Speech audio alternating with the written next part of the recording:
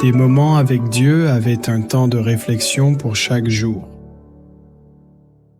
30e mars. Dans les endroits bondés. En ce temps-là parut Jean-Baptiste, prêchant dans le désert de Judée. Il disait, « Repentez-vous, car le royaume des cieux est proche. » Matthieu 3e, 1,2. Aride et poussiéreux, les routes relient une ville de l'autre, des pèlerins allant et venant. Des voyageurs empruntent ces mauvaises routes. Téléphone était le désert de Judée biblique, Jérusalem et Galilée d'Amphidon. Autant de villes parmi tant d'autres qui empruntaient ces routes. Et chaque jour des multitudes de marcheurs, nous sommes entre 29 et un homme vêtu d'une peau de chameau et ceinture de cuir nœud autour de l'étail. Incarnez-vous l'annoncé quelques 7 siècles plus tôt. C'était voix qui crie dans le désert. Chaque mot est une flèche qui transperce le cœur des auditeurs. Où ni le riche ni le pauvre ne manquent d'être réprimandés. Où ni le pharisien érudit ni le politicien sadducéen ne reste se réprimande. Où le roi de reste peut se réprimande, il est le plus grand prophète qui ait jamais surgi d'entre les fils des hommes. Qui appelle vers la repentance et qui baptise pour le pardon des péchés, Jean le Baptiste. Qui attire par son message des foules qui viennent de partout pour l'écoute et de perdre peu de temps. Mais parle du salut de Dieu, toute seule est-il de préparer ce souvenir. Il a vécu dans le désert comme un ascète et il communiquait avec Dieu tout le temps. Et quand le moment est venu, il est allé dans les endroits et je passais et qu'il est donné le message du salut.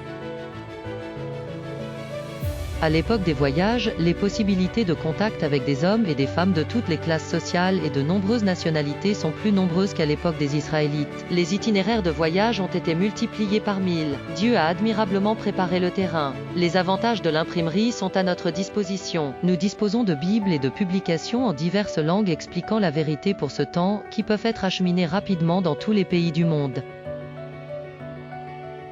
Que ce soit par voie terrestre ou aérienne ou même par voie maritime.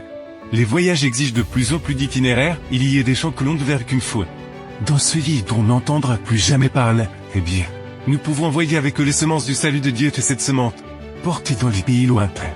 Peut-être féconde pour le royaume des cieux, et la prochaine fois que nous entreprendrons un voyage, nous devons avoir pour objectif de partager le message du salut de Dieu, mais plus encore. Nous devons travailler stratégiquement dans ce lieu que l'on crée avec des involtures. Mais comme des sujets préparés pour l'occasion, tout missionnaire bien formé pour ce travail. Car tout comme Jésus travaillait sur les routes et offert l'évangile et tous ceux qui passaient sur les routes de Jude, tout comme Jean-Baptiste a exercé son ministère dans le désert. Les chrétiens doivent être dans les lieux où les gens se rassemblent, et y négocier les choses de l'éternité. La parole de Dieu doit être présentée avec clarté et puissance, afin que ceux qui ont des oreilles pour entendre entendent la vérité. C'est ainsi que l'évangile de la vérité présente sera placé sur le chemin de ceux qui ne le connaissent pas, qu'il sera accepté par de nombreuses personnes, et qu'il entrera dans leur foyer dans toutes les parties du monde.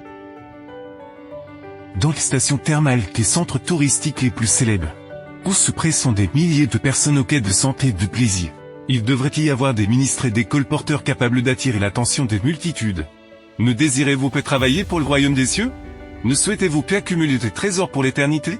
Les lieux très fréquentés sont un autre champ d'action. Joignez-vous maintenant vos ouvriers de la vigne du Seigneur. Amen. Merci pour écouter cet audio.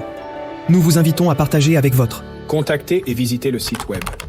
biblewell.com